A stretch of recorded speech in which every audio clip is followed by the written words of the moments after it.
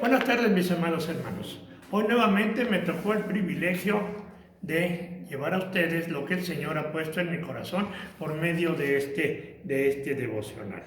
El título es muy sugerente, sobre todo ahora que estamos recientemente iniciando o reiniciando las reuniones y los cultos presenciales. Se llama Vamos alegres a la casa de Dios. La Iglesia de Cristo, mis hermanos, debiera presentar un frente unido, estar todos en un mismo pensar y en un mismo sentir, pero tristemente no es así. Y no me refiero a las iglesias denominacionales. Las diferencias entre nosotros no son grandes, estamos, como en su momento dijo el pastor Wesley, estamos unidos en lo esencial. Y en lo demás, en la liturgia de cada una de las iglesias, tenemos libertad. Nos comprendemos y entendemos los unos a los otros. No hay nada que se predique o se diga o se lea de la palabra de Dios en una congregación que sea mala para otra congregación. El problema está en algunas congregaciones de nuevo cuño, donde los pastores, movidos por algún deseo, se salen de la sana doctrina que en su momento nos predicaron desde nuestro Señor Jesucristo, Pablo y los demás discípulos que salieron a llevar la palabra de Dios al resto del mundo. Han dejado atrás la sana doctrina. Pero fíjese que esto no es nuevo. Desde el periodo que nosotros conocemos como la Iglesia Apostólica, han habido diferencias entre las formas de pensar, de creer o, digamos, de buscar el rostro de nuestro Dios, y en una manera distinta cada quien buscaba interpretar a su modo cuál sería la forma correcta para vivir de acuerdo a las doctrinas que nos dejó nuestro Señor Jesucristo. Esa hermosa doctrina de amor, perdón y reconciliación. Cuando Jesús llama a Pablo para servirle, ¿se acuerdan? Allá en la entrada de Damasco, Pablo entiende que le llama a extender la palabra, el mensaje de salvación, más allá de las fronteras territoriales e ideológicas. Él se fue a llevar el mensaje más allá de Israel, fue hasta puntos tan lejanos como Roma y España. Pero su base de operaciones, podemos decir, la encontró en la iglesia de Antioquía, esa ciudad de Asia Menor desde la que salió para sus viajes misioneros y para llevar el mensaje no solamente a los judíos, porque al igual que Jesús en su momento, Pablo buscaba predicar en las sinagogas de los judíos. Pero el mensaje no se limitaba a los judíos. Muchos gentiles, como nos llaman hasta la fecha los judíos a nosotros, escucharon el mensaje y de su paganismo entraron directamente a seguir y servir a nuestro Señor Jesucristo. La naciente religión cristiana florecía por todo el Asia Menor.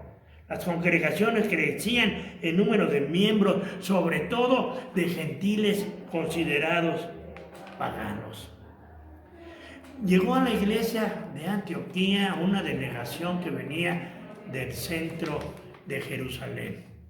Estos hermanos tenían la idea de que para ser cristianos primero tenían que ser judíos, y predicaban el hecho de que habría que, ¿cómo les diría yo?, tener todos los rituales de la ley judía, y el más importante de todos, que marcaba el pacto con Dios, la circuncisión. Ellos deberían, todo aquel que quisiera ser cristiano primero tenía que ser judío. Su argumento era que si no era circuncidado no era salvo.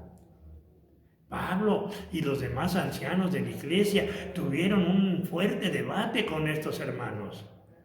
Fue tan grande que la cúpula de la iglesia, los ancianos de Antioquía, deciden enviar a Pablo y a Bernabé a Jerusalén para visitar a los apóstoles y a los ancianos de la iglesia, explicarles o exponerles las necesidades que se planteaban en Antioquía, y que estos dieran una una solución a esta reunión que sería conocida en la historia como el primer concilio. Se fue Pablo, Bernabé y una delegación más de los hermanos de Antioquía. Pablo y los demás no iban tristes a Jerusalén, sino todo lo contrario, iban alegres y con gran gozo, regresaban a la ciudad santa, a la ciudad capital de David, después de tanto tiempo de haber estado ausentes por causa de los viajes misioneros de ambos. Seguramente irían cantando salmos, seguramente irían con gozo y con alegría. Tenían que llevar el mensaje, la petición de los recién convertidos cristianos para que no tuvieran que ser sometidos a los rituales judíos. Seguramente decían, cuando veamos a los ancianos en Jerusalén, se gozarán, porque en todo su caminar, en cada lugar por el que pasaban de camino a Jerusalén, entraban a las congregaciones que habían fundado y les platicaban a los hermanos el motivo de su viaje, y los hermanos se gozaban diciendo que se había extendido la salvación y la unción del Espíritu Santo para todos en general. Y se van cantando seguramente el salmo que dice: yo me alegré con los que me decían, a la casa de Jehová iremos.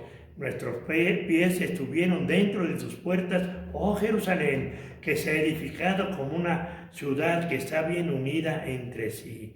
Dando gracias por el privilegio de ir a esa ciudad, como lo hicieron alguna vez sus antepasados, sus antecesores, que veían desde las colinas brillar la hermosa ciudad de Jerusalén. Seguramente estaban recordando, como sigue diciendo el Salmo, y allá subieron las tribus de Jehová, conforme al testimonio dado a Israel, para alabar el nombre de Jehová, porque allá están las sillas del juicio, los tronos de la casa de David, y repitiendo seguramente los deseos de David para Jerusalén. Pedid por la paz de Jerusalén, sean prosperados los que te aman, sea la paz dentro de tus muros y descanso dentro de tus palacios. Por amor de mis hermanos y mis compañeros, diré yo, la paz sea contigo. Por amor a la casa de Jehová nuestro Dios, buscaré tu bien, escribe David en el Salmo 122.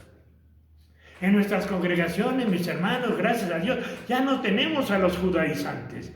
Ya no hay quien quiera que primero nos hagamos judíos para poder ser cristianos. Pero tristemente tenemos dentro de las mismas a un grupo de hermanos que yo identifico como Juan en una de sus cartas como los anticristos. Están dentro de las congregaciones y se la pasan minando la autoridad del pastor y de los líderes, cuestionando todo aquello que no va con su forma de pensar. Ellos quisieran que todos fuéramos iguales, pero iguales a ellos, claro. No es así, mis hermanos.